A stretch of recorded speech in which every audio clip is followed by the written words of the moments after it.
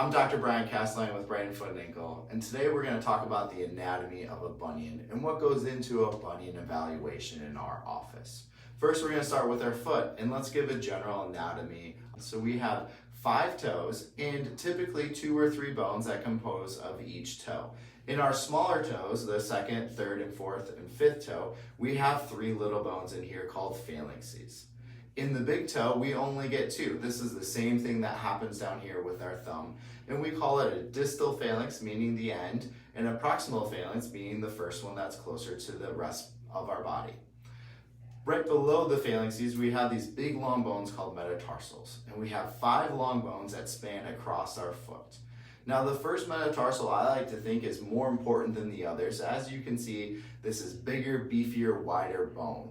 This first metatarsal and our big toe joint down here need to take half of our weight every time we step off on our foot.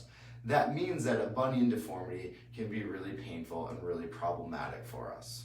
The last bones to talk about in our foot model are these small little bones called cuneiforms, and we have 3 little cuneiforms coming across the top portion of our arch.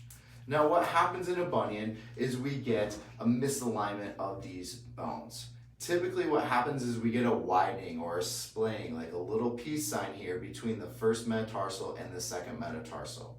This first metatarsal hinges off of the cuneiform joint back and through here and kind of falls off the inside portion of the foot. As this happens, there are a few tendons and ligaments that attach to the big toe and attach muscles to the big toe. And what that happens is as that metatarsal comes off the inside, that big toe then gets pulled closer over to the second digit.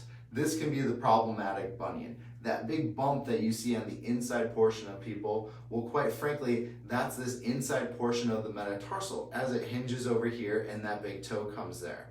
As you can see, this definitely misaligns this joint.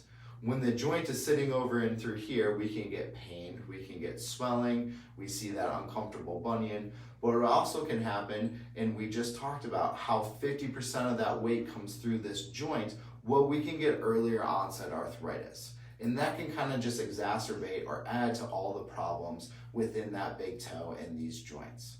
So at our office, we're also concerned in some of the newer technology and newer thought processes, hypermobility. And if you've read about that or seen that, what that is that's talking about this metatarsal and the first cuneiform joint.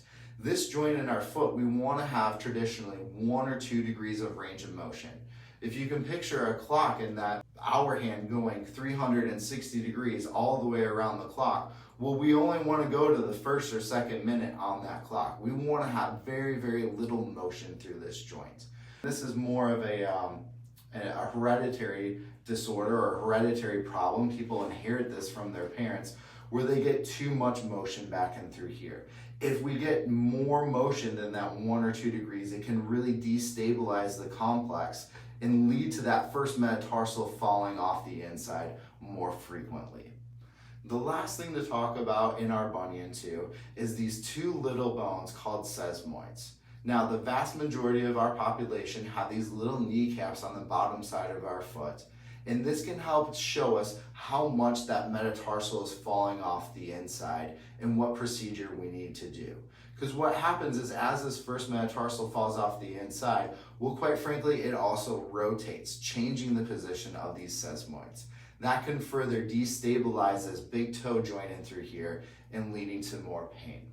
So at Brighton Foot and Ankle, those are some of the things that we're going to look at for each and every one of our patients to make sure that our treatments are tailored to them and we don't have one of these bunions come back 20 or 30 years after we have to do a procedure.